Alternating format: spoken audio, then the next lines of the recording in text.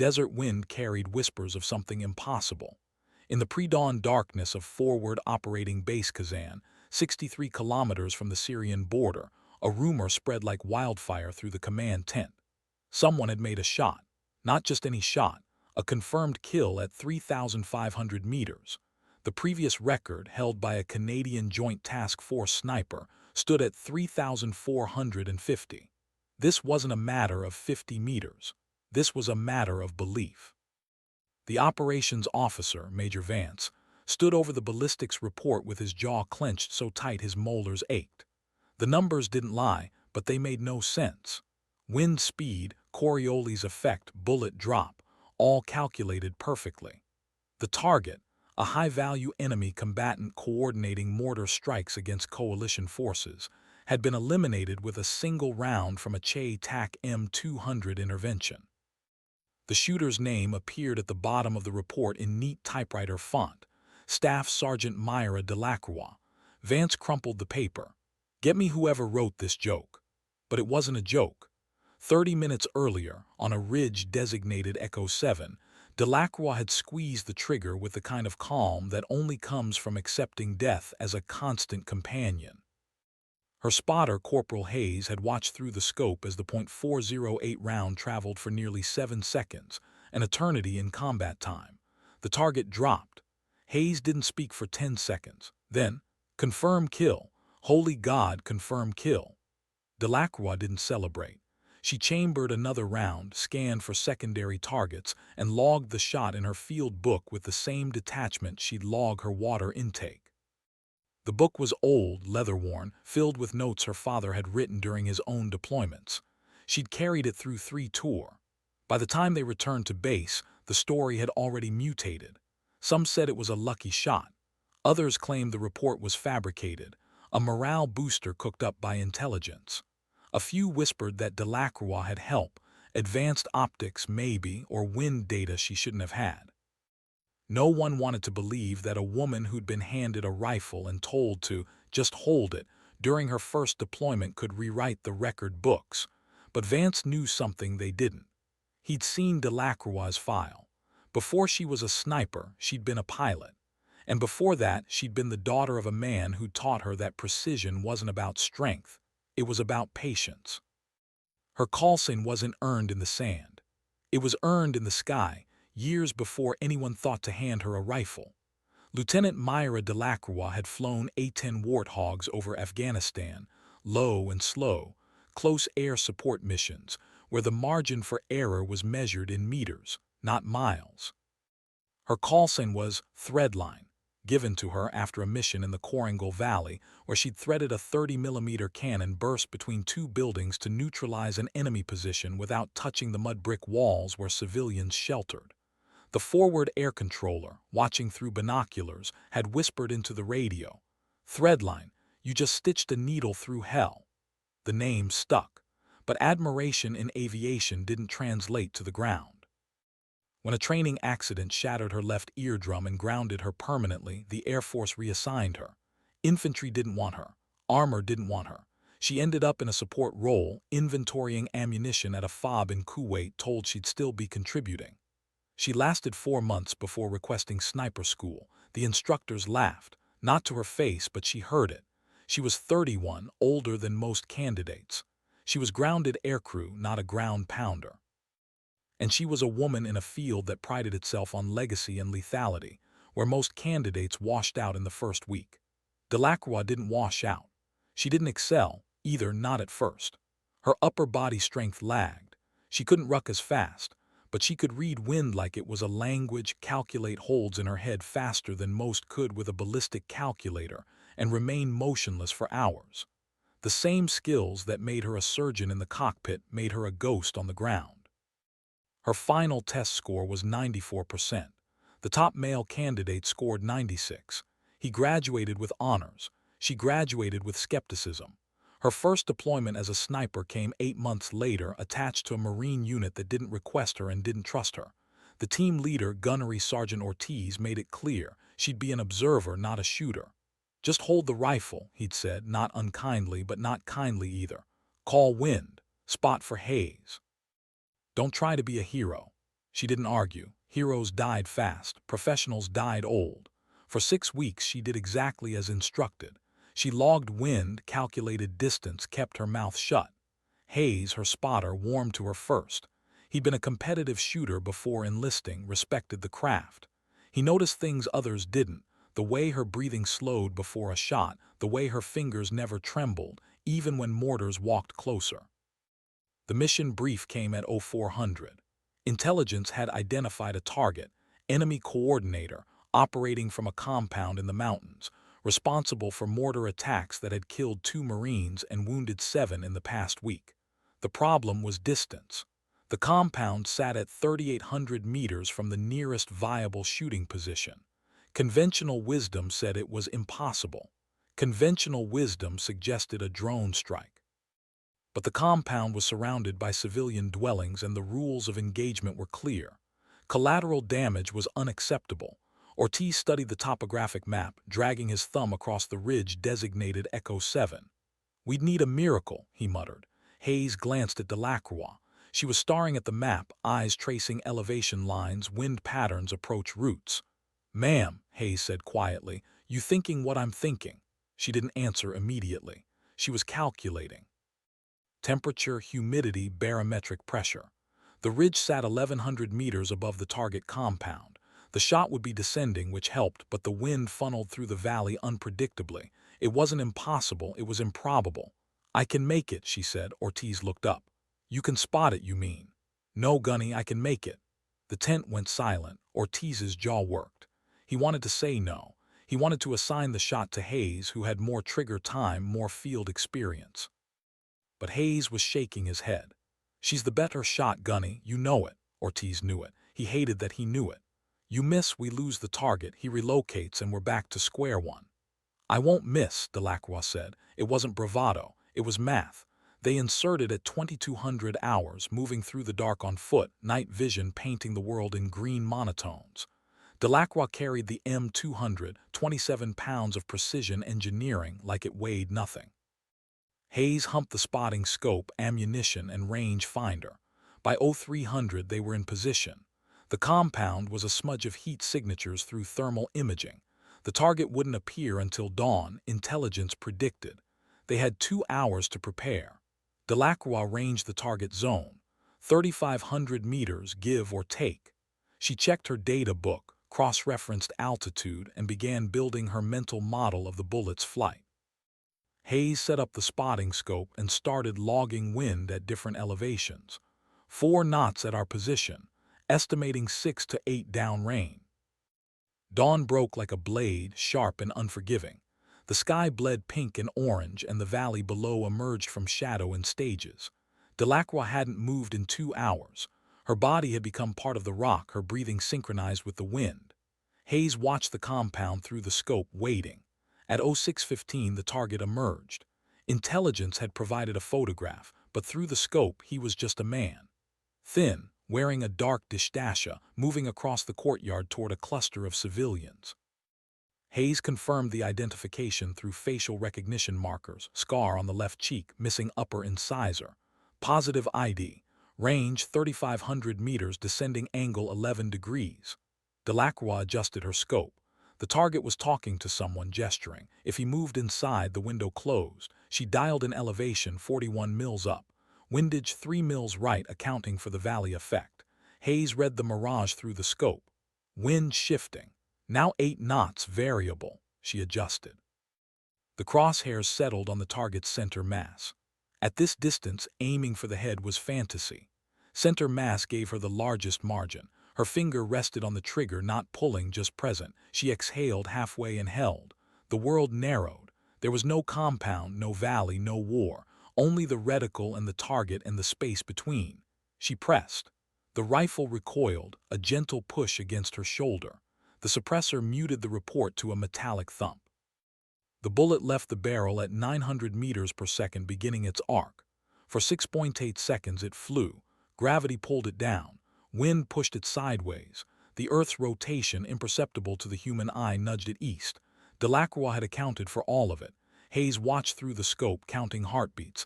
At 6 seconds he lost sight of the round. At 7 the target staggered. At 8 he collapsed. Hit, Hayes breathed. Confirm kill, Jesus Christ, confirm kill. Delacroix didn't reply. She was already scanning for threats, for secondary targets, for anyone who might trace the shot back to their position. The civilians scattered. No one looked toward Echo 7. The angle was too severe, the distance too great. They'd never know where death had come from. They exfiltrated at 0640, moving fast, staying low. Hayes couldn't stop talking. 3,500 meters, do you understand what you just did? Delacroix didn't answer. She was focused on movement on the next ridge, the next piece of cover. Celebrating was for after you made it home. They reached the extraction point at 0900. The helicopter came in low, rotors beating the air into submission, and they climbed aboard. Ortiz was waiting, arms crossed. He looked at Delacroix, then at Hayes. Confirmed? Hayes nodded. Confirmed, 3,500 meters, clean kill. Ortiz's expression didn't change, but something shifted behind his eyes. Respect, maybe, or disbelief. When they landed at Fob Kazan, the rumor mill was already churning. Delacroix submitted her report, logged the shot, and returned to her barracks. She cleaned her rifle, field-stripped it, oiled every component, reassembled it. The ritual calmed her. Hayes found her an hour later. They're saying it's not possible. Some of the brass think the report's wrong. The report's not wrong, Delacroix said. I know, but they're going to want proof. Ballistics, wind, data, everything. They'll get it. Hayes hesitated. How do you do it? Stay so calm. She looked at him, and for the first time he saw something beneath the composure. Exhaustion, grief. I don't stay calm, she said. I just don't let them see me break. That night, Major Vance requested a meeting. Delacroix reported to the command tent at 2200, still wearing her field uniform, dust in her hair. Vance had the ballistics report spread across the table, annotated in red ink. I need you to walk me through it, he said. Every step. So she did. She explained the wind, the elevation, the Coriolis effect. She showed him her data book, her father's notes in the margins, years of accumulated knowledge. Vance listened, and when she finished, he leaned back. You know what this means, right? It means I did my job, sir. It means you're going to be famous or infamous, depending on who's telling the story. Delacroix's jaw tightened. I don't want to be famous, I want to be effective. Vance studied her. You're already both. The skepticism came in waves. First from the adjacent units, then from higher command, then from military forums and websites where armchair warriors dissected every shot ever recorded. They questioned the wind data. They questioned the rifle. They questioned her. A female sniper breaking a record held by elite male operators. Impossible. It had to be luck or fabrication or equipment that gave her an unfair advantage. A military blog posted an article titled The Myth of Echo 7, claiming the shot was statistically improbable to the point of impossibility. The comments section was brutal. Delacroix didn't read them. Hayes did, and it made him furious. They're tearing you apart, he said. They don't know you. They don't need to, Delacroix replied. She was cleaning her rifle again, a habit that had become compulsive. Let them talk. But the noise reached the Pentagon. A formal review was initiated, not to celebrate the record, but to verify it. Investigators flew to Fob Kazan, interviewed Hayes, examined the rifle, reconstructed the shot using computer simulations. They spent 3 days analyzing data. Their conclusion, the shot was legitimate. Unlikely, but legitimate. The report was published, and the skepticism didn't disappear, it just shifted. Now the narrative became, she was good, but how good? Was this a fluke, or could she repeat it? The questions gnawed at her, not because she doubted herself, but because she knew what they really meant. Prove it. Again. Ortiz pulled her aside one morning. They want you for another op, long-range interdiction, similar profile. I'm ready, she said. I know you are, but I need you to understand something. You're not just a sniper anymore, you're a symbol, and symbols get targeted. She understood. The enemy monitored coalition communications, studied tactics, learned patterns. If they knew a long-range sniper was operating in the area, they'd adjust. They'd set traps, they'd hunt her. I can handle it, she said. Ortiz nodded. I believe you, just don't let the noise get in your head. But the noise was already there. Not doubt, determination. She'd spent her career being underestimated, dismissed, reassigned. The shot at Echo 7 hadn't just broken a record, it had shattered a ceiling. And now every mission was a test. The second operation came 2 weeks later. Another high-value target, another impossible distance. This time the shot was 4,000 meters across a river valley in Helmand Province. The wind was worse, the terrain more hostile, the stakes higher. Intelligence indicated the target was planning an attack on a coalition convoy. Failure meant casualties. Delacroix and Hayes inserted at night, moving through poppy fields that swayed like a dark ocean. They reached the overwatch position at 0200, a crumbling compound on a hillside overlooking the valley. Delacroix set up the rifle while Hayes established comms. Threadline, this is Havoc 6, radio check, over. Havoc 6 threadline, read you 5x5, over. Copy. Target expected at 0700. Winds are variable, gusting to 15 knots. Be advised, enemy patrols in your sector. Stay low. Roger that. The wait was the hardest part. 4 hours of silence, of watching shadows move in the dark, of feeling the cold seep into your bones. Delacroix ate an energy bar, drank water, checked her rifle for the 10th time. Hayes scanned the valley with the thermal scope. At 0630 movement. The target convoy appeared on the northern road, 3 vehicles, armed guards. The target was in the second vehicle, identifiable by his white keffiyeh and the distinct scar intelligence had briefed. Hayes ranged the vehicle. 4,000 meters. Wind 12 knots, gusting to 15. Target is mobile. This was the nightmare scenario. Shooting at a stationary target was difficult. Shooting at a moving target at 4,000 meters was borderline impossible. But the convoy was moving slowly, crawling over the uneven road. Delacroix calculated lead time, windage, and drop. The shot would take 7.5 seconds to impact. In that time, the vehicle would travel approximately 15 meters. She aimed ahead of the vehicle, leading it like a clay pigeon. Hayes watched, silent. She pressed the trigger. The round left the barrel, and for 7.5 seconds the universe held its breath. The vehicle kept moving. The bullet arced, fell, and struck not the target but the vehicle's windshield. The glass shattered. The vehicle swerved and stopped. Delacroix chambered another round, adjusted, and fired again. This time the bullet found flesh. Hayes confirmed the kill, but Delacroix didn't feel relief. She felt only the cold, mechanical progression of tasks. Secure the rifle, police the brass, scan for threats. They exfiltrated under fire, enemy patrols converging on their position faster than expected. Bullets snapped through the air, kicking up dust. Hayes called for extraction, voice tight. Havoc 6 threadline is compromised, requesting immediate exfil, over. Threadline, Havoc 6 QRF inbound, ETA 10 minutes. Hold position. 10 minutes was an eternity. Delacroix switched to her sidearm, covering their retreat while Hayes coordinated with the quick reaction force. They moved through the compound's interior, using walls for cover, the sound of gunfire growing closer. The helicopter arrived with rotors screaming, door gunners laying suppressive fire. Delacroix and Hayes sprinted across open ground, dove into the cabin, and the bird lifted off just as RPGs streaked past. Hayes was breathing hard, hands shaking. Delacroix was calm. Back at base, the debrief was tense. The second shot had been successful, but the compromised position raised questions. Had they been too aggressive? Should they have withdrawn earlier? Delacroix answered every question with precision, no defensiveness, no emotion. Major Vance studied her. You're collecting enemies, Sergeant, not just out there, in here. She knew. Every success made her a target, not just for the enemy, but for those who resented her rise. But she didn't flinch. I'm doing my job, sir. I know, just make sure it doesn't get you killed. That night she sat alone in her barracks, staring at her father's data book. He'd written something on the first page years ago in faded ink. Precision is the grace of warriors. Do not mistake silence for weakness. She traced the words with her finger, feeling the weight of legacy and expectation. She'd been handed a rifle and told to just hold it.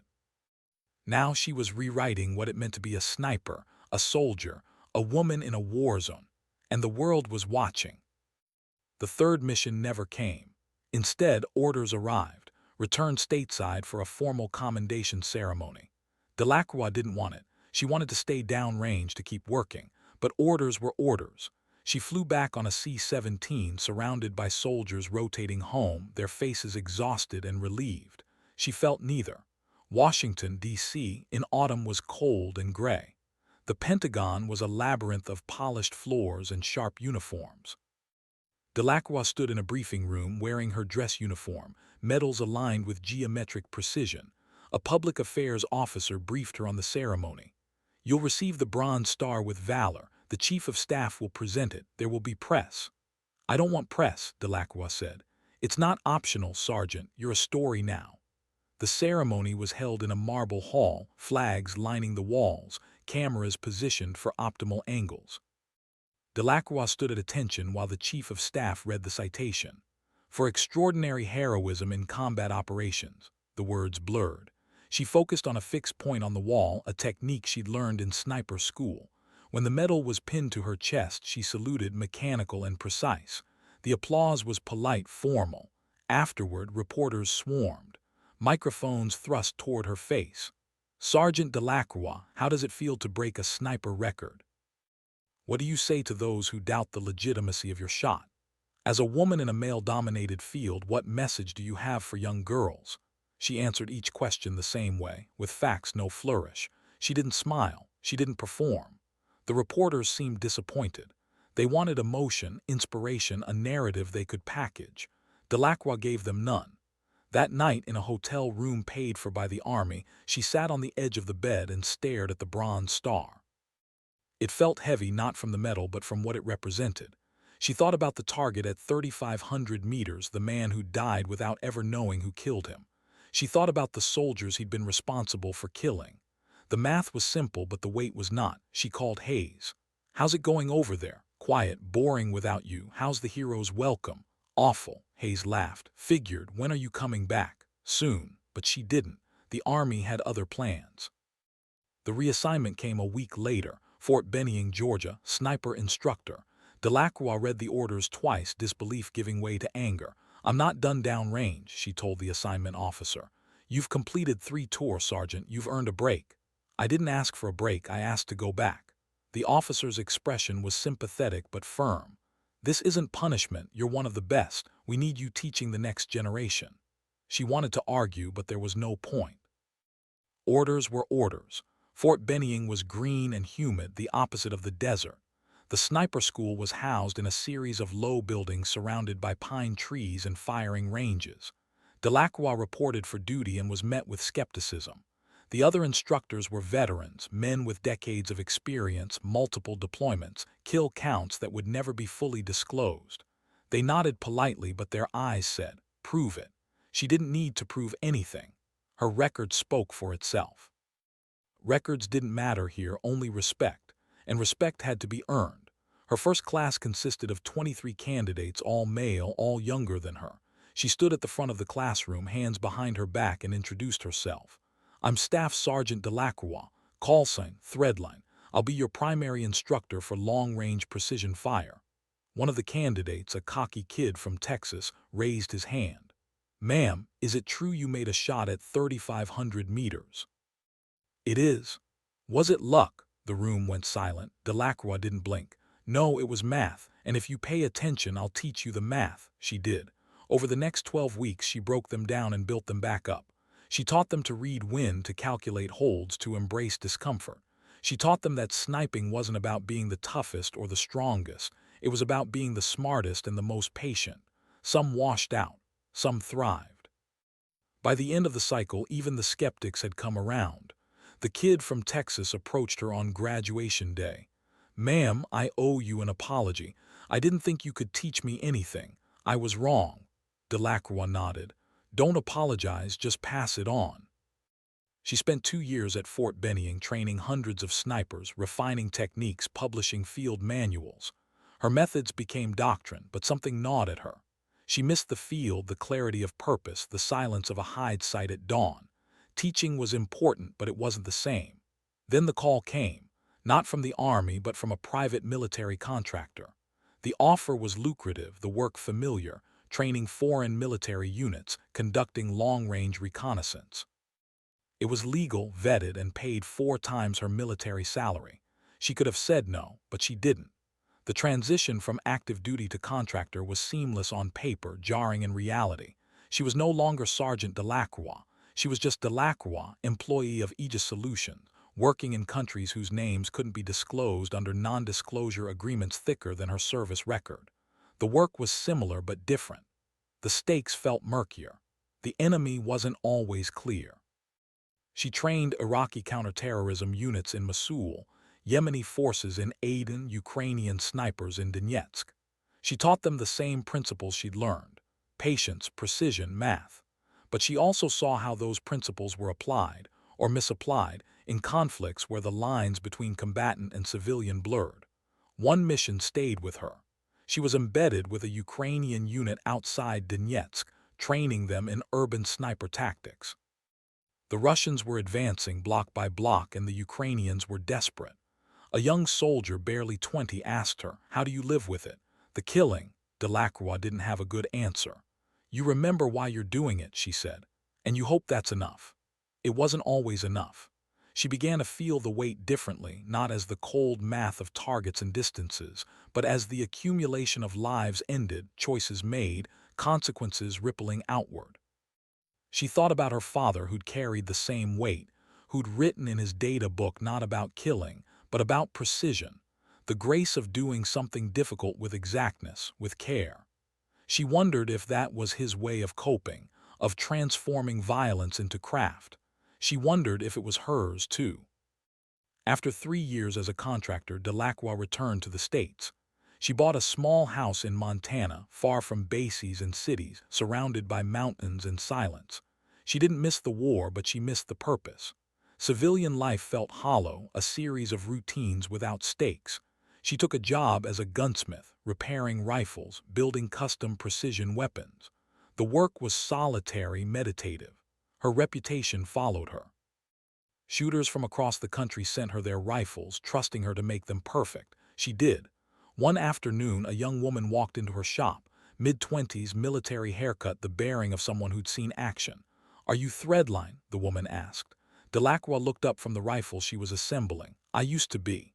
I was in your class at Bennying 4 years ago. You told me sniping was about patience, not strength. You were right." Delacroix studied her. "You still shooting?" "Deploying next month, Afghanistan." "I wanted to ask," she hesitated. "How do you deal with the doubt? Everyone still thinks women can't do this." Delacroix set down her tools. "You stop caring what everyone thinks. You focus on the shot. The rest is noise." The woman nodded, but Delacroix could see it wasn't enough. She understood. Advice was easy. Living it was hard. "Listen," Delacroix said. "I spent years trying to prove I belonged. It never stopped. There's always someone who doubts you. So you stop proving and start performing. Do the job so well they have no choice but to respect you. And if they still don't, it's their problem, not yours." The woman smiled, the first real smile since she'd walked in. "Thank you, ma'am." "Don't thank me, just come back alive." After the woman left, Delacroix stood in the quiet shop, surrounded by rifles in various states of assembly. She thought about legacy, about the students she'd trained, the shots she'd made, the records she'd broken. She thought about the weight of being a symbol, a story, a myth. She didn't regret any of it, but she also didn't romanticize it. War wasn't a movie. It was math and mud and consequences, and she'd done it as well as anyone ever had. Years passed. Delacroix's record at 3,500 meters was eventually broken by a British sniper in Syria, then by an American in Iraq. She didn't mind. Records were meant to be broken. What mattered was the craft, the discipline, the quiet satisfaction of doing something difficult with precision.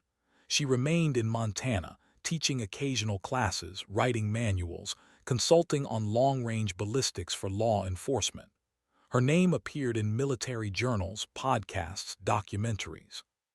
She declined most interviews but occasionally agreed when the questions were serious, when the interviewer understood that sniping wasn't about glory.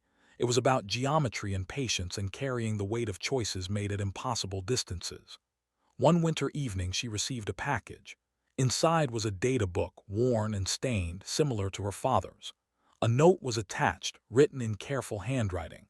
"Ma'am, I carried this through 2 deployments. I'm passing it to my daughter now. She wants to be a sniper. Thought you should know your legacy isn't just the shots you made. It's the doors you open. Thank you." Delacroix read the note twice, then set it on her workbench beside her father's book. Legacy. She'd never wanted to be famous. She'd wanted to be effective. But maybe in the end, effectiveness created its own kind of legacy, not in headlines or medals, but in the quiet confidence of those who came after, who believed they could do the impossible because someone had done it first. She thought about the shot at Echo 7, the 7 seconds the bullet traveled, the way the world had narrowed to math and wind and will. She thought about the young soldiers she'd trained, the doors she'd opened, the weight she'd carried. And she thought about the sky, vast and indifferent and beautiful, where she'd once flown, threading needles through hell before she'd ever held a rifle. The sky didn't care about records or doubt or gender. It only cared about precision. And that, more than anything, was the lesson she'd learned and passed on. Precision was the grace of warriors, and she had been, in every sense, precise. The calls never fully stopped. Military historians, documentary filmmakers, journalists chasing the story of the impossible shot. Delacroix answered when she felt like it, declined when she didn't. Most wanted the dramatic version, the triumph over adversity, the woman who shattered stereotypes. She gave them facts instead: wind speed, bullet drop, Coriolis. The interviewers often seemed disappointed. They wanted emotion, inspiration. Delacroix gave them trigonometry. But one call was different. A researcher from the Marine Corps University working on a study about evolving sniper tactics. The questions were technical, informed, serious. They talked for 2 hours about wind reading techniques, the psychological demands of long-range shooting, the integration of technology and instinct. At the end, the researcher asked, "What do you think is your most important contribution to the field?" Delacroix considered.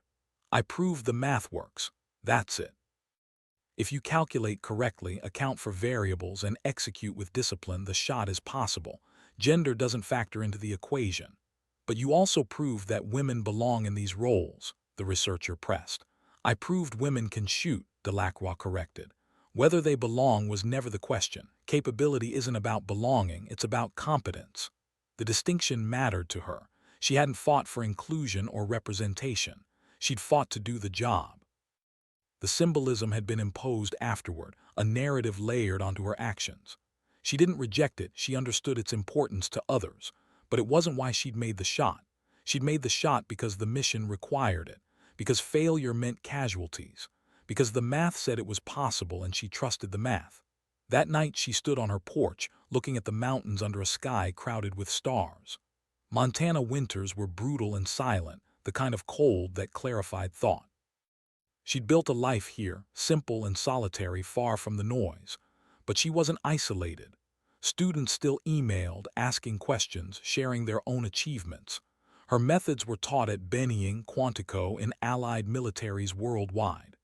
The shot at Echo 7 had become case study material, analyzed in classrooms, dissected in journals. It had transcended her, become part of the craft's evolution. One spring, Delacroix received an invitation to speak at a military conference in Virginia. The topic: the future of precision fire. She almost declined, but the organizer mentioned that several of her former students would be attending, some now instructors themselves, and she reconsidered. The conference was held in a hotel ballroom, filled with uniformed personnel, defense contractors, and academics. Delacroix sat through panels on emerging technologies, AI-assisted ballistics, smart scopes, drone integration. The tools were changing, but the principles weren't: patience, discipline, precision. When her turn came, she spoke for 20 minutes.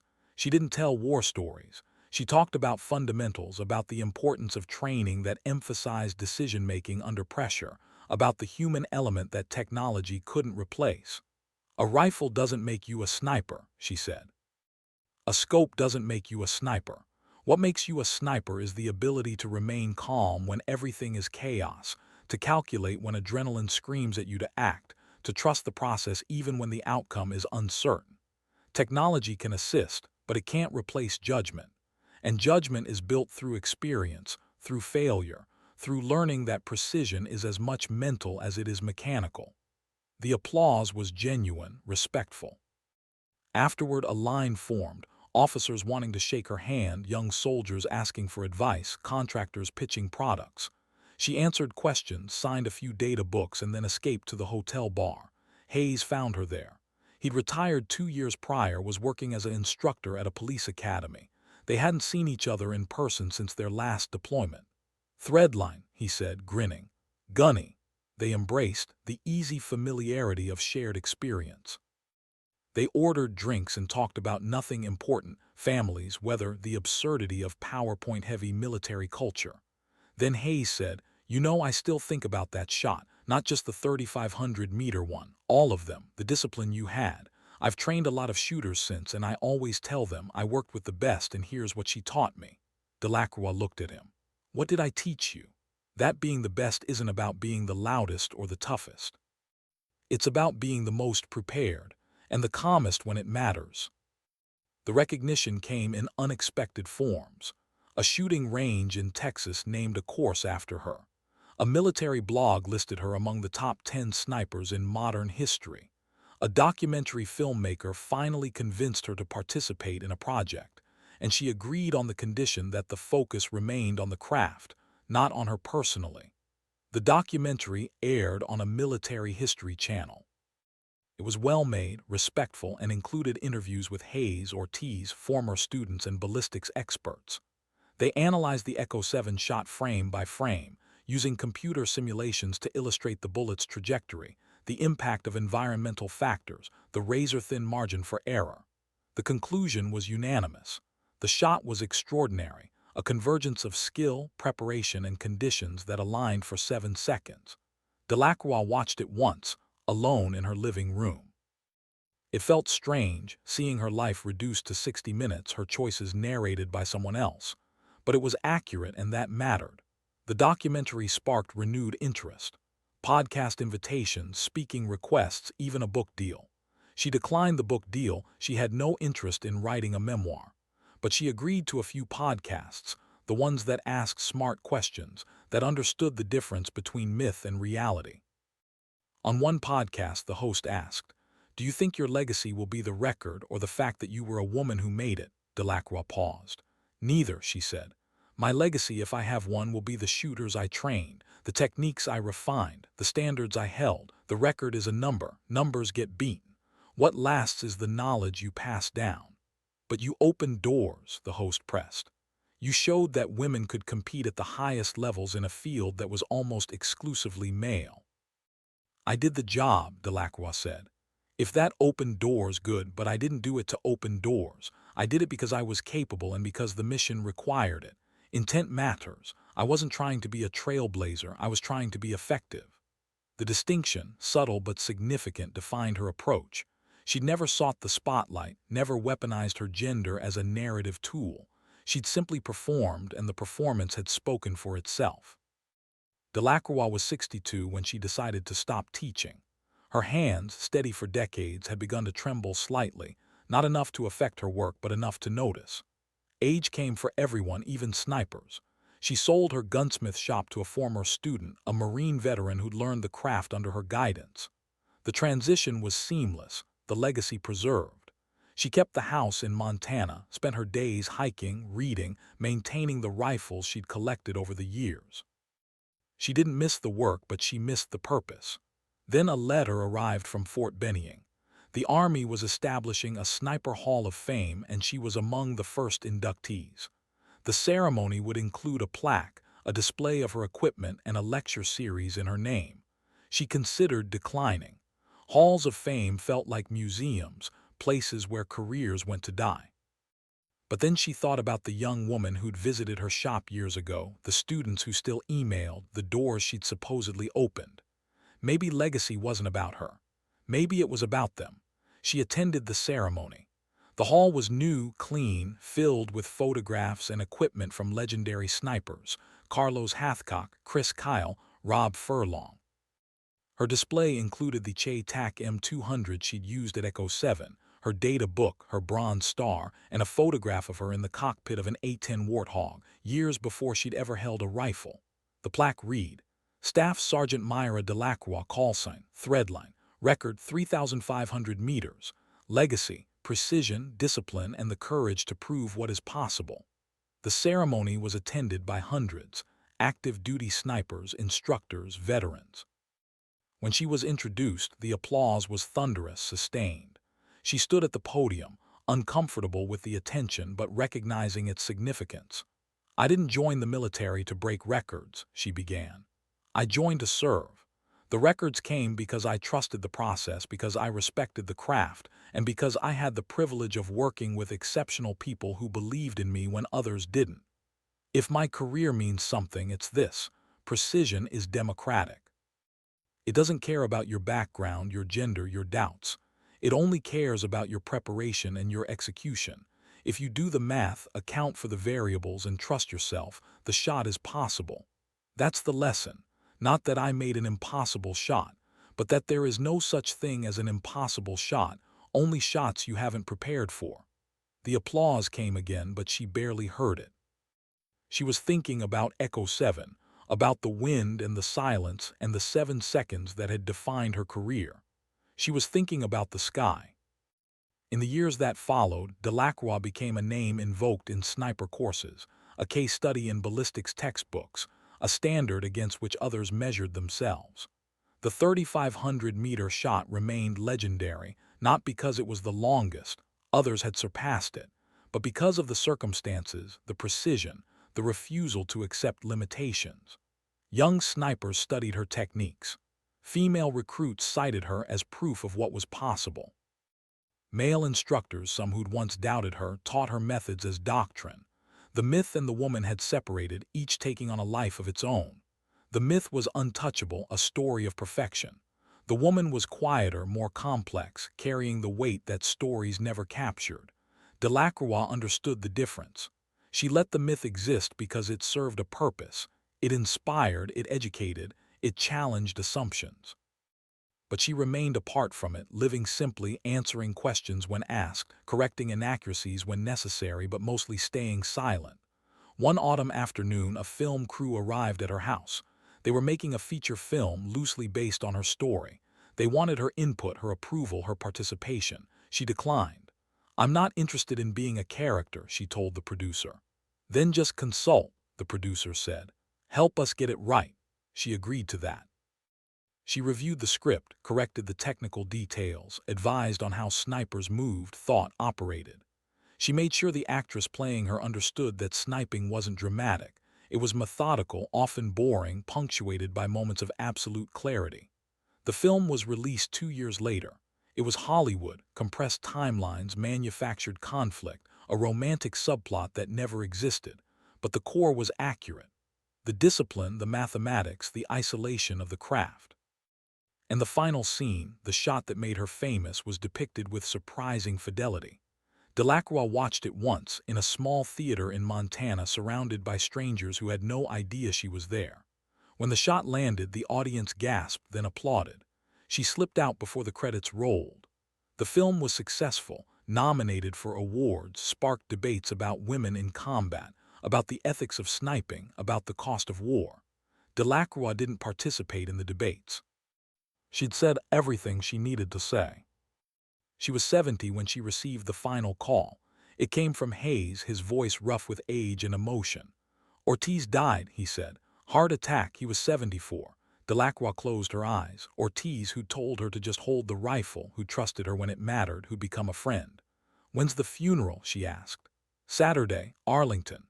She flew to Washington, attended the service in her dress uniform, the medals aligned with the same precision she'd once applied to shots.